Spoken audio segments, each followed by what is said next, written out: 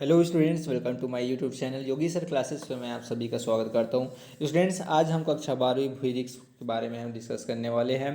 कक्षा 12वीं भौतिकी में विषय में जो है क्या क्या बदलाव हुआ है, आज उसके बारे में हम आपसे चर्चा करने वाले हैं। स्टूडेंट्स, हम आज बात करते हैं कि भौतिकी विषय में हमारे कितने चैप्टर्स हैं और कितने चैप्टर्स नहीं हैं। तो स्टूडेंट्स, मैं बात करूँ अगर पिछले साल की, तो पिछले साल तक जो है हमारा जो सिलेबस था वह था 10 यूनिट में 15 चैप्टर्स में ख़त्म होता था। लेकिन इस साल जो है छत्तीसगढ़ माध्यमिक शिक्षा मंडल ने बदलाव करके यह कर दिया है कि 9 यूनिट में उसको बदल दिया गया है और साथ ही साथ चैप्टर में भी जो है एक चैप्टर का कमी हुआ है। तो स्टूडेंट्स, मैं बात करूँ 2026 जब आप एग्ज़ाम देंगे तो आपके यहाँ पास हो जाएंगे 9 यूनिट और आपका हो जाएगा 14 चैप्टर्स। तो इन 9 यूनिट और 14 चैप्टर्स में किस तरीके से यहाँ पास अलग अलग अंकों में और किस तरीके से ब्लूप्रिंट को यहाँ पास डिवाइड किया गया है, उसके बारे में आपको यहाँ पे बताने वाला हूँ। तो स्टूडेंट्स, देख सकते हो कि यहाँ पास हमारा जो यूनिट 1 है उसको जो है 10 अंक में जो है विभाजित किया गया है, जो पहले की 8 नंबर में आया करता था। जो हमारे यहाँ पास यूनिट 2 है, जिसको देख रहे हैं आप सभी, विद्युत धारा है, जिसको 6 अंक में यहाँ पास विभाजित किया गया है, वो पहले 7 नंबर में आया करता था। जो हमारे यूनिट 3 है, गतिमान आवेश और चुंबकत्व एवं द्रव्य, जिसको पहले के समय में 8 नंबर का आया करता था, वह इस साल जो है 11 नंबर पे आएगा।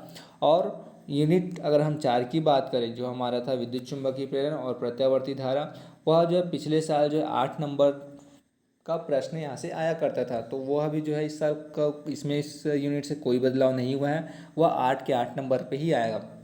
इसके बाद हम बात करते हैं स्टूडेंट्स इकाई 5 यानी हमारा यूनिट 5 है। जो पहले 3 नंबर का प्रश्न इस यूनिट से पूछा जाया करता था, वह इस साल जो है 4 नंबर का पूछा जाएगा। अब स्टूडेंट्स, हम बात करते हैं इकाई 6, जो हमारा है तरंग प्रकाश की, या बोल सकते हैं किरण प्रकाश की, जिसमें हम प्रकाशिकी अंतर के बारे में पढ़ते हैं, जैसे कि खगोलीय दूरदर्शी हो गया, या पार्थिव दूरदर्शी हो गया। इन सब के बारे में यहाँ पर हम पढ़ाई करते हैं। तो यह जो है हमारी यूनिट है, टोटल 14 मार्क्स का होता है। तो इस 14 मार्क्स में जो है हमारा बहुत बड़ा यूनिट होता है, जिसमें से हमारा 5 चैप्टर्स मिलकर के बना हुआ है। 5 से 6 चैप्टर्स इसमें आते हैं, जिसमें हमको इसमें से आएगा हमारा एक ऑब्जेक्टिव आएगा, एक हमारा शॉर्ट आंसर आएगा, एक हमारा लॉन्ग आंसर आएगा और एक लॉन्ग आंसर 2 आएगा, जो 4 और 5 मार्क्स का होने वाला है। इसके बाद स्टूडेंट्स, हम बात करते हैं इकाई 7, जो है हमारा विकिरण तथा द्रव्य की दैर्ध्य प्रकृति। इस यूनिट से जो है हमारा 4 नंबर का प्रश्न आने वाला है, जिसमें से 2 प्रश्न होगा, एक जो है हमारा 1 नंबर का और एक जो है हमारा 3 नंबर का। अब इसके बाद स्टूडेंट्स, हम बात करते हैं इकाई 8, जो हमारा परमाणु एवं नाभिक है। इस यूनिट से पिछले साल जो है 6 नंबर का प्रश्न पूछा जाता था, जो 3 और 3 में डिवाइड था, वह इस साल जो है 1, 2 और 3 में जो है डिवाइड हो गए हैं। इसी प्रकार से अब हम बात करते हैं अंतिम इकाई का, जो हमारा है यूनिट 9, और जिसको हम बोल सकते हैं इकाई 9 हमारा, जो है अर्धचालक इलेक्ट्रॉनिकी पदार्थ युक्तियाम तथा सरल परिपथ। यह जो है हमारा यूनिट 7 नंबर का होने वाला है, जो पिछले साल भी 7 नंबर का हुआ करता था। अब स्टूडेंट्स, अब मैं आपको बता देता हूँ कि इस साल जो है प्रश्नों को किस तरीके से अलग अलग अंक के आधार पर बांटा गया है। तो स्टूडेंट्स, देख सकते हैं कि इस साल जो है MCQ आने वाला है, अर्थात हमारा वस्तुनिष्ठ प्रश्न आने वाला है, लघु उत्तरीय प्रश्न आने वाला है, लघु उत्तरीय प्रश्न 2 और दीर्घ उत्तरीय प्रश्न 2 आने वाला है। तो स्टूडेंट्स, इस साल देखेंगे कि आप हमारे जो प्रश्न पत्र जो आएगा छत्तीसगढ़ माध्यमिक शिक्षा मंडल बोर्ड की तरफ से, उसमें से 10 MCQ क्वेश्चन हमको देखने को मिलेगा। और उसी के बाद हम बात कर ले वेरी शॉर्ट आंसर, जो हमारा 1 लाइन या फिर 2 लाइन का रहने वाला है, वह जो हमारा 5 प्रश्न होने वाला है। तो इस तरीके से जो हमारा 1 नंबर का प्रश्न हो जाता है टोटल 15, जिसमें से हमको 15 नंबर मिलेगा। इसके बाद हम बात करते हैं स्टूडेंट्स शॉर्ट आंसर का, जो हमारा लघु उत्तरीय प्रश्न है। इसमें जैसे जो है आपका 7 प्रश्न पूछा जाएगा। तो 7 प्रश्न जो है हमारा 2 नंबर का रहेगा, जिसमें से हमारा टोटल जो हमारा मार्क्स हो जाता है वो हो जाता है 14। इसके बाद हम बात करें लघु उत्तरीय प्रश्न 2, जो शॉर्ट आंसर हमारा 2 है। इसमें से जो है प्रत्येक प्रश्न जो है 3 नंबर का आने वाला है, जिसमें से टोटल 6 प्रश्न होने वाले हैं। 6 प्रश्न को अगर हम 3 से गुना कर दें तो ये हमारा हो जाएगा टोटल 18 मार्क्स का। इसी प्रकार स्टूडेंट्स, हम बात करते हैं दीर्घ उत्तरीय प्रश्न लॉग आंसर फर्स्ट का। तो यहाँ पर जो प्रत्येक जो प्रश्न है 4 अंक के ऊपर विभाजित है, जिसमें से टोटल हमारा प्रश्नों की संख्या हो जाता है 2। तो टोटल यहाँ पर हमारा इस दीर्घ उत्तरीय प्रश्न खंड से 8 मार्क्स का आने वाला है। अब इसके बाद स्टूडेंट्स, हम लास्ट और अंतिम देख लेते हैं दीर्घ उत्तरीय प्रश्न। तो दीर्घ उत्तरीय प्रश्न जो हमारा सेकेंड है, इससे हमारा जो है 5 मार्क्स का आने वाला है। और यह जो 5 मार्क्स है हमारा 3 यूनिट से आएगा, जिसके कुल अंकों की संख्या हो जाएगा 15। तो ये 5 मार्क्स से स्टूडेंट्स आप सभी ध्यान दीजिएगा। हमारा जो इकाई 1 है, हमारा जो इकाई 3 है और हमारा जो एक इकाई 6 है, अर्थात स्थिर वैद्युत आवेश वाले इकाई से, और दूसरा है हमारा गतिमान आवेश और चुंबकत्व, और तीसरा है किरण प्रकाश की वाले चैप्टर से। तो इस तरीके से जो है हमारा 5 मार्क्स का 3 बड़ा क्वेश्चन आने वाला है, 4 मार्क्स का 2 बड़ा क्वेश्चन आएगा। इसके बाद हम बात करते हैं 3 नंबर का। 3 नंबर का जो है 6 प्रश्न आने वाला है। इसके बाद 2 नंबर का 7 प्रश्न और 15 अंकों का 10 जो है हमारा सही विकल्प रहेगा और एक जो है हमारा शॉर्ट आंसर रहेगा। तो अब स्टूडेंट्स हम देख लेते हैं कि 2026 में हमारा छत्तीसगढ़ माध्यमिक शिक्षा मंडल के द्वारा जो बोर्ड पेपर में आने वाला है, तो वो वह ब्लू प्रिंट किस प्रकार से रहने वाला है। तो उस ब्लू प्रिंट को हम यहाँ पर देख सकते हैं कि फिजिक्स है हमारा सब्जेक्ट, कक्षा 12वीं छत्तीसगढ़ माध्यमिक शिक्षा मंडल बोर्ड का, जिसका हमारा कोड है 201। इस पर हम देख सकते हैं कि 9 इकाई और 14 अध्याय। तो 9 इकाई में और 14 अध्याय में से देख लेते हैं कि कौन से इकाई से कितने नंबर का प्रश्न यहाँ पर आने वाला है। तो इकाई 1 में हम सभी देख सकते हैं कि इकाई 1 से जो है हमारा 10 टोटल जो है अंकों की संख्या हो जाएगा यहाँ पर 10, और जो यहाँ पर वस्तुनिष्ठ या फिर आपका हो सकता है एक शॉर्ट आंसर, यहाँ पर एक एक मार्क्स का 2 प्रश्न आएगा। यहाँ से हमारा जो है 3 मार्क्स का 1 प्रश्न आएगा, और इकाई 1 से जो है हमारा 5 नंबर का 1 प्रश्न आएगा। तो इस तरीके से देख सकते हैं कि टोटल 10 मार्क्स होता है हमारा, 5 3 8 और 2 10। इसके बाद स्टूडेंट्स हम बात कर लेते हैं इकाई 2 का, जो है हमारा विद्युत धारा। विद्युत धारा वाले हमारे यूनिट से जो है टोटल 6 मार्क्स का आने वाला है। तो स्टूडेंट्स यहाँ पर देख सकते हैं वस्तुनिष्ठ प्रश्न यहाँ पर एक आएगा, 2 नंबर का प्रश्न जो है 1 आएगा, 3 नंबर का प्रश्न 1। तो इस तरीके से 3 2 और 5 और 1 हमारा हो जाएगा 6। तो हमारा इकाई 2 विद्युत धारा से टोटल जो है 6 मार्क्स का आने वाला है। इसके बाद स्टूडेंट्स हम बात करते हैं इकाई 3 चुंबकत्व तथा धारा के चुंबकीय प्रभाव से। तो स्टूडेंट्स इस यूनिट से हम देख सकते हैं कि एक एक मार्क्स का जो है 2 प्रश्न आने वाला है, 2 मार्क्स का 1 प्रश्न आने वाला है, और एक जो है हमारा 5 नंबर का जो दीर्घ उत्तरीय प्रश्न होने वाला है। तो इस तरीके से 5 और 4 9 और 2 हो जाएगा हमारे यहाँ पास 11। स्टूडेंट्स अब इसके बाद हम बात करते हैं इकाई 4 जो है हमारा विद्युत चुम्बकीय प्रेरण तथा प्रत्यावर्ती धारा। तो यह जो है हमारा यूनिट 8 मार्क्स का होने वाला है, जिसमें से 2 प्रश्न यहाँ पर एक एक नंबर पर विभाजित किया गया है, एक प्रश्न जो है 2 नंबर पर और एक प्रश्न जो है 4 नंबर पर। तो इस तरीके से 4 और 2 6 और एक एक करके कितना हो जाएगा हमारा 8 अंक का हो जाएगा। इसके बाद हम बात करते हैं इकाई 5 का। तो इकाई 5 है हमारा विद्युत चुम्बकीय तरंगे, जो हमारा जो है 4 मार्क्स का आने वाला है। तो टोटल यहाँ पर हमारा 2 प्रश्न आएगा, एक जो है हमारा 1 नंबर का आएगा और एक है जो हमारा 3 नंबर का आएगा। अब हमारे फिजिक्स के बच्चे लोग देख लेते हैं हमारा इकाई 6। इकाई 6 से जो है हमारा कुल मिलाकर के 14 नंबर का आने वाला है। तो इकाई 6 जो है यहाँ पास हमारा 2 जो है मेरे ख्याल से जो ऑब्जेक्टिव हो जाता है, जो आपका वस्तुनिष्ठ प्रश्न होगा, और एक जो है आपका शॉर्ट आंसर जो 1 लाइन या 2 लाइन का रहने वाला हो सकता है। इसके बाद हम देखें तो 2 नंबर का 1 प्रश्न आएगा, 4 नंबर का 1 प्रश्न आएगा और 5 नंबर का 1 प्रश्न आएगा। तो 5 नंबर का 1 और 4 नंबर का 1 हो जाएगा 9, और 2 नंबर का 1 तो 11, और 3 नंबर जो है हमारा हो जाएगा वस्तुनिष्ठ में, और 1 नंबर जो है आपका आ सकता है शॉर्ट आंसर से। तो इस तरीके से 14 अंक का यह जो है हमारा यूनिट होगा। इसके बाद हम बात करते हैं स्टूडेंट्स परमाणु तथा नाभिक वाले यूनिट का। तो परमाणु तथा नाभिक वाला जो यूनिट है हमारा इकाई 8। तो इस इकाई 8 से हमारा जो है कुल अंकों की संख्या 6 है, जिसमें से 3 प्रश्नों में जो है इसको विभाजित किया गया है। तो देख सकते हैं स्टूडेंट्स 1 अंक का 1 प्रश्न, 2 अंक का 1 प्रश्न और 3 अंक का 1 प्रश्न है। और इसके बाद हम बात करते हैं अंतिम और आखिरी हमारा इकाई है जो इकाई 9, जो है अर्धचालक इलेक्ट्रॉनिक एवं युक्तियाँ। तो इस इकाई से देख सकते हैं स्टूडेंट 7 अंकों में जो है इसको विभाजित किया गया है, जिसमें से एक एक अंक का जो है 2 प्रश्न आएगा, एक जो है हमारा 2 अंक का आएगा, एक जो है हमारा 3 अंक का आएगा। तो इस तरीके से 3 2 5 और एक 6 और एक 7। तो इस तरीके से जो है हमारा इकाई 9। और मैं आपको पहले भी बता चुका हूँ कि पिछले साल की जगह इस साल जो है एक इकाई कम किया गया है और एक चैप्टर कम किया गया है। जो हमारा इकाई 10 हुआ करता था संचार व्यवस्था, वह इस साल नहीं आएगा।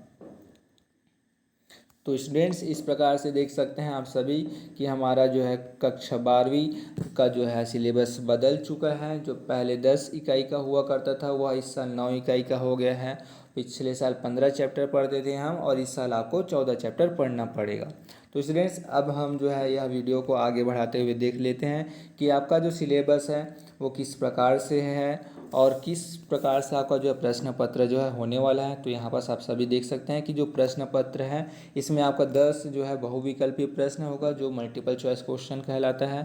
इसमें से आपका जो खंड ब रहेगा यह अति लघु उत्तरीय प्रश्न जो वेरी शॉर्ट आंसर होगा जो एक एक मार्क अंक का रहेगा। इसके बाद है जो आपका खंड ब या फिर खंड सा बोल सकते हैं उसको, जो आपका लघु उत्तरीय प्रश्न रहेगा। यहाँ पास उसके शब्दों की सीमा 30 दिया गया है जो प्रत्येक प्रश्न जो है 2 अंक का रहेगा जिसमें प्रश्नों की संख्या 7 है।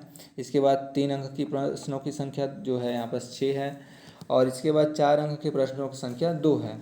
इसके बाद हमारा है 5 अंक, तो 5 अंक की प्रश्नों की संख्या यहाँ पास 3 है। अब स्टूडेंट्स इसके बारे में हम ज़्यादा बात ना करते हुए सीधा आपको लेकर चलता हूँ हमारे सिलेबस पर कि किस तरीके से हमारा जो है अलग अलग यूनिट है, अलग अलग अध्याय है, उसको किस तरीके से आपको पढ़ना है। तो इस तरीके से देख सकते हो कि हमारा इकाई 1 में जो है 2 अध्याय हैं। एक है हमारा विद्युत आवेश तथा क्षेत्र। विद्युत आवेश तथा क्षेत्र में आप सभी देख सकते हो कि आपको पहले अध्याय में जो है विद्युत आवेश के बारे में चालक, विद्युत रोधी, विद्युत आवेश के गुण, आवेशों की योज्यता, अविद्युत आवेश से संरक्षित या विद्युत क्षेत्र या विद्युत क्षेत्र की तीव्रता अक्षीय और निरक्षीय स्थिति में ज्ञात कीजिए, कूलाम का नियम, बहुल आवेशों के बीच लगने वाला बल, और जैसे कि विद्युत क्षेत्र रेखा है, विद्युत फ्लक्स है, विद्युत द्विध्रुव है, विद्युत द्विध्रुव आघूर्ण किसे कहते हैं। आपके बाद अब उसके बाद आप पढ़ेंगे जैसे कि गॉस का नियम हो गया। गॉस के प्रमेय के अनुप्रयोग पढ़ेंगे। गॉस के प्रमेय के अनुप्रयोग में जो है हर साल जो है 5 अंक के लिए आता है, जैसे कि रेखीय चालक तार के कारण या फिर अनंत लंबाई के कारण, सीधे तार के कारण किसी बिंदु पर विद्युत क्षेत्र तीव्रता ज्ञात कीजिए, या फिर अनंत आवेशित समतल छाया के कारण किसी बिंदु पर विद्युत क्षेत्र तीव्रता ज्ञात कीजिए। और इसमें से एक प्रश्न जो है इस साल मेरे आ सकता है, जो एक समान आवेशित गोली खोल के कारण या गोली कवच के कारण किसी बिंदु पर विद्युत क्षेत्र की तीव्रता ज्ञात कीजिए, जो 3 स्थितियों में होता है। एक जो है जब बिंदु अंदर होता है, एक जब बिंदु पृष्ठ पर होता है और एक जब होता है बिंदु पृष्ठ के बाहर होता है। इसके बाद में बच्चा लोग देख लेते हैं हमारा जो है अध्याय 2 इकाई 1 का। तो इकाई 1 का जो है अध्याय 2 में हम देखते हैं कि स्थिर वैद्युत विभव तथा धारिता। तो इस चैप्टर यह जो पूरा अध्याय है या पूरा अध्याय 1 के ऊपर निर्भर हुआ है। तो इसमें आप पढ़ेंगे स्थिर वैद्युत विभव के बारे में, विभवांतर के बारे में और विद्युत क्षेत्र और विभवांतर के मध्य संबंध के बारे में कि विद्युत द्विध्रुव क्या होता है। विद्युत द्विध्रुव के कारण हम पढ़ेंगे स्थितिज ऊर्जा के लिए व्यंजक। हम पढ़ेंगे अध्याय 1 में वैद्युत द्विध्रुव के कारण जो है अध्याय 1 में आप एक यह 3 नंबर का प्रश्न पढ़ सकते हैं कि एक समान विद्युत क्षेत्र में रखे द्विध्रुव के लिए बल युग्म आघूर्ण के लिए व्यंजक ज्ञात कीजिए, जो इस साल 3 नंबर के लिए आ सकता है, जो जिसमें जो है 3 टॉपिक आपका बनते हैं। एक समान विद्युत क्षेत्र में रखे विद्युत द्विध्रुव के बल युग्म आघूर्ण के लिए व्यंजक, स्थितिज ऊर्जा के लिए व्यंजक और थीटा कोण से घुमाने में किए गए कार्य के लिए व्यंजक। क्योंकि 3 नंबर का प्रश्न आने वाला है स्टूडेंट, जो 2 मार्क्स का आया करता था पिछले साल तक, वह इस साल जो है 3 अंक का आने वाला है। अब स्टूडेंट्स मैं आगे लेकर चलता हूँ जो हमारा अध्याय 2 है। इसमें बिंदु आवेश के कारण किसी बिंदु पर विभव ज्ञात करेंगे अक्षीय स्थिति और निरक्षीय स्थिति में। इसके बाद आप पढ़ेंगे समविभव पृष्ठ। समविभव पृष्ठ किसे कहते हैं, उसके गुण लिखिए। इसके बाद आप पढ़ेंगे इसमें कि आवेशों के निकाय की स्थितिज ऊर्जा के लिए व्यंजक ज्ञात कीजिए, जिसमें से स्थितिज ऊर्जा के लिए आप वहाँ पास व्यंजक ज्ञात करेंगे U बराबर 1/4πε0 Q1 Q2 R करके। इसके बाद आप पढ़ेंगे विद्युत धारिता के बारे में कि धारिता क्या होता है, कैपेसिटर जिसको बोला जाता है। धारिता क्या होता है, तो जब किसी हम चालक को आवेश देते हैं तो उसका विभव का तल जो है लगातार बढ़ता चले जाता है। तो इस प्रकार से आप पढ़ेंगे C=Q/V के लिए। इसके बाद आप पढ़ेंगे धारिता का उपयोग करते हुए समांतर पट संधारिता की धारिता के लिए व्यंजक, गोली संधारिता की धारिता के लिए व्यंजक और पराविद्युतांक पदार्थ की उपस्थिति के कारण से समांतर पट संधारिता के लिए व्यंजक ज्ञात कीजिए। और इसके बाद आप पढ़ेंगे श्रेणी क्रम, समांतर क्रम।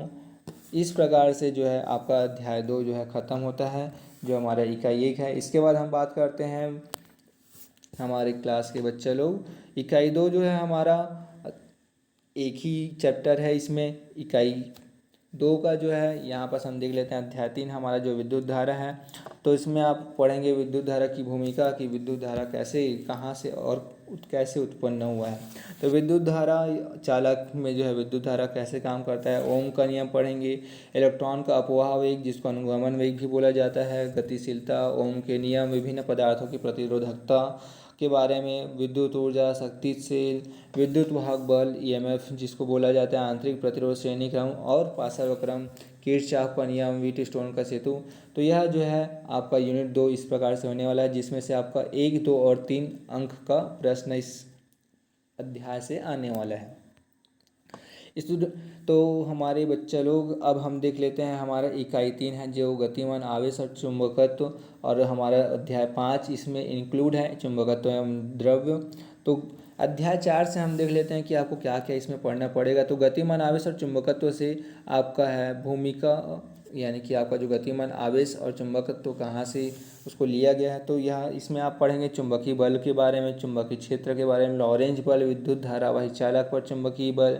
इसमें आप पढ़ेंगे बायो सेवर्ट का नियम, बायो सेवर्ट के नियम के अनुप्रयोग कि कौन कौन से चालक के कारण आप जो चुंबकीय क्षेत्र की तीव्रता ज्ञात कर सकते हैं। इसमें आप पढ़ेंगे एम्पियर का परिपथी नियम, इसकी सहायता से जो है 2 अन्य अनुप्रयोग पढ़ेंगे जिसके कारण आप चुंबकीय क्षेत्र की तीव्रता ज्ञात करेंगे। इसके बाद हम बात करते हैं अध्याय 5 जो है हमारा चुंबकत्व एवं द्रव्य।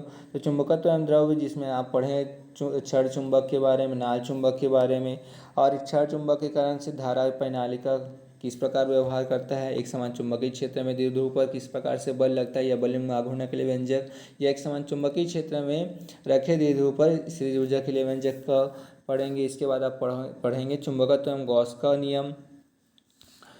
इसके बाद हमारे क्लास के बच्चे लोग देख लेते हैं इकाई 4। तो इकाई 4 है हमारा वैद्युत चुंबकत्व प्रेरण एवं प्रत्यावर्ती धारा। तो इकाई 4 में आप जो है विद्युत चुंबकीय प्रेरण एवं प्रत्यावर्ती धारा, तो यह जो है आपका इकाई 8 अंकों में जो है विभाजित किया गया है, जिसमें से 4 नंबर का 1, 2 नंबर का 1 प्रश्न और 1-1 नंबर का जो है 2-2 प्रश्न, 1-1 प्रश्न आने वाले हैं। तो इसमें हमारा जो है अध्याय 6 जिसमें आप पढ़ेंगे फैराडे एवं हेनरी के प्रयोग, चुंबकीय फ्लक्स के बारे में, फैराडे का प्रेरण, लेंज का नियम तथा ऊर्जा संरक्षण, गतिक विद्युत वाहक बल, प्रेरकत्व, अन्योन्य प्रेरकत्व, स्वप्रेरकत्व और प्रत्यावर्ती धारा जनित्र के बारे में यहाँ पे पढ़ेंगे। इसके बाद प्रत्यावर्ती धारा, तो हम सभी जानते हैं कि धारा जो है 2 प्रकार का होता है, एक जो है हमारा प्रत्यावर्ती धारा होता है और एक जो है हमारा दिष्ट धारा होता है। तो इसमें आप पढ़ेंगे एसी वोल्टेज के बारे में, डीसी वोल्टेज के बारे में आपको पढ़ने को मिलेगा, और किस प्रकार से संधारित्र को आपस में संयोजन किया जाता है, ये एलसीआर परिपथ क्या होता है, एलआर परिपथ क्या होता है, एल परिपथ क्या होता है। तो उन सभी के बारे में आपको अध्याय 7 में प्रत्यावर्ती धारा में पढ़ने को मिलेगा। इसके बाद हमारे क्लास के बच्चे लोग देख लेते हैं इकाई 5। इकाई 5 जो है हमारा विद्युत चुंबकीय तरंगे है, जिसमें से हमारा 4 मार्क्स का आने वाला है, यानी कि 4 अंक में जो है इसको विभाजित किया गया है। जो 2 प्रश्न आएगा इस इकाई से, या बोला जाए इस अध्याय से, एक जो है हमारा 1 अंक का आएगा और एक प्रश्न जो है हमारा 3 अंक का आएगा। अब हमारे क्लास के बच्चे लोग देख लेते हैं इकाई 6। तो इकाई 6 जो है हमारा है किरण प्रकाश की, यह है हमारा 14 अंक का इकाई। तो देख सकते हैं स्टूडेंट्स, इस इकाई से हमारा 5, 4, 2 और 1 में जो है विभाजित किया गया है, जिसमें आप लोग पढ़ोगे किरण प्रकाशिकी में गोली दर्पण के बारे में, परावर्तन, अपवर्तन, चिन्ह परिपाटी का नियम कि किस तरीके से उसका फोकस दूरी को लिया जाता है, प्रतिबिंब की दूरी को और वस्तु की दूरी को, अपवर्तन, पूर्ण आंतरिक परावर्तन, प्रकृति में पूर्ण आंतरिक परावर्तन तथा इसके प्रौद्योगिकी के अनुप्रयोग देखेंगे। इसके बाद आप इस चैप्टर में पढ़ेंगे कि किसी गोलीय पृष्ठ पर अपवर्तन, लेंस द्वारा अपवर्तन, लेंस की क्षमता, संपर्क में रखे 2 पतले लेंसों का संयोजन किस प्रकार किया जाता है, और प्रिज्म के अपवर्तन के लिए सूत्र जो है 5 अंक के लिए आता है। और आप पढ़ेंगे सूक्ष्मदर्शी, दूरदर्शी। इसके बाद है आपका अध्याय 10। अध्याय 10 में आप पढ़ेंगे हाइगेंस का तरंग सिद्धांत, हाइगेंस सिद्धांत का उपयोग करते हुए समतल तरंगों का अपवर्तन तथा परावर्तन। फिर आप पढ़ेंगे इसमें विरल माध्यम पर अपवर्तन या समतल पृष्ठ से एक समतल तरंग का परावर्तन।